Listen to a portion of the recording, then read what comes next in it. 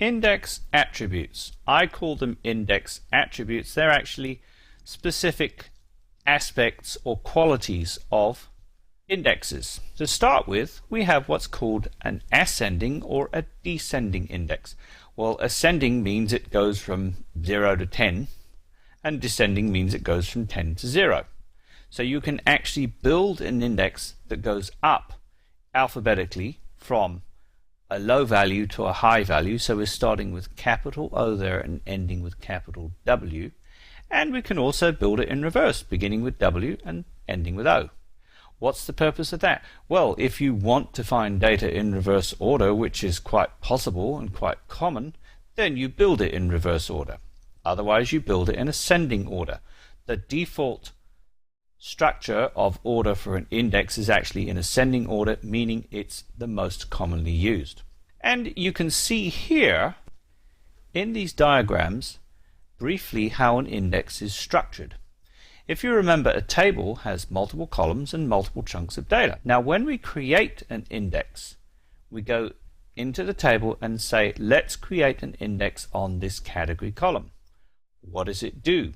What it actually does is it stores the category value in the index, and it stores a row ID. A row ID is an Oracle internal address reference directly either to disk or in memory containing the table row.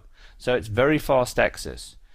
Additionally, the index will be structured in a specialized type of structure such as a B-tree or a bitmap, which allows you to search through these category values very quickly. In other words, you won't have to read all of them. You can, sometimes the optimizer will, but in a tree structure, if you want to find one particular value, you are generally going to do a few reads, as many as 3, or in some very large databases, sometimes 5 or 3 to 5 reads to find one particular index row ID.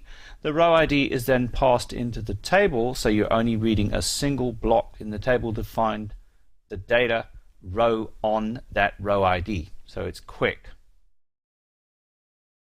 But do remember that when you read an index in a table, you're actually reading two separate physical spaces on the disk. You're not reading at the same time, you are reading them at separate times. So sometimes if you've got a really small table where it all fits into a single operating system block, you might as well just read the table anyway, as opposed to reading the index. So let's go on. Uniqueness. Well, a unique index simply implies that all values in the index must be unique. As you can see here in this index, all values are unique. There are no duplications. It also implies that you can have an index with duplicate values. Unique indexes are actually used for natural keys or primary keys. They can obviously be used for other things as well. A composite is simply a name I like to use that applies to an index containing more than one column. In this case, I've created an index on a table where the index contains the country, state, the city, and the value column. 4 different columns. That's rather a large index. But again, it points to a single row ID, which points to a specific block address on disk or in memory for a specific row in a table.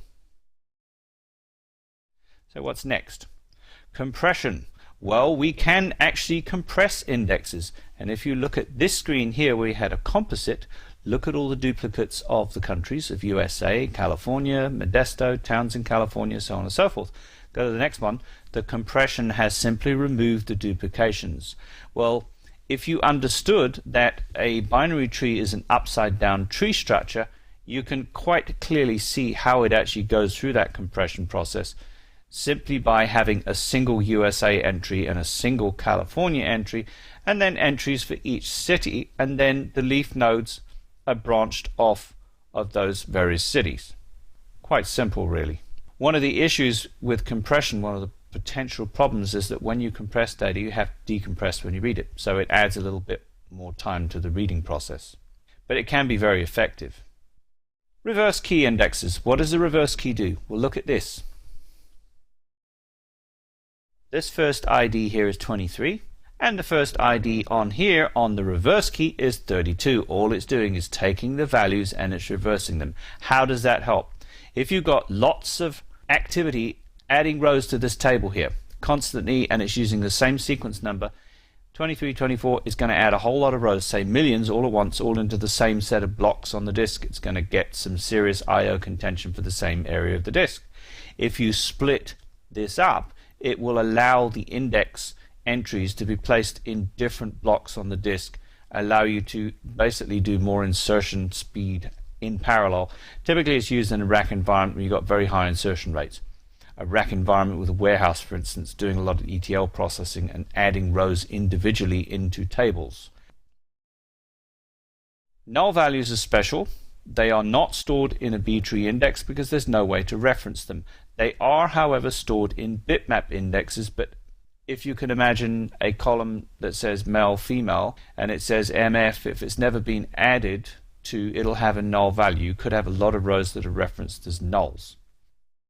And that's basically some simple index attributes that we'll go into detail as we go through this chapter.